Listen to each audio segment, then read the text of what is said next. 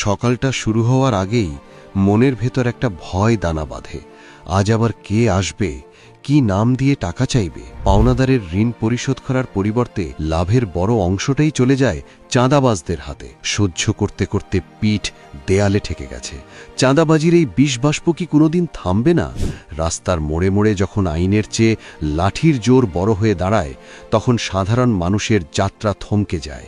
ঘাম ঝরানো উপার্জনের একটা বড় অংশ চলে যায় অদৃশ্য কোনো খাতার হিসাবে। এভাবেই শেষ হয়ে যাবে আমাদের তিল তিল করে গড়া স্বপ্নগুলো।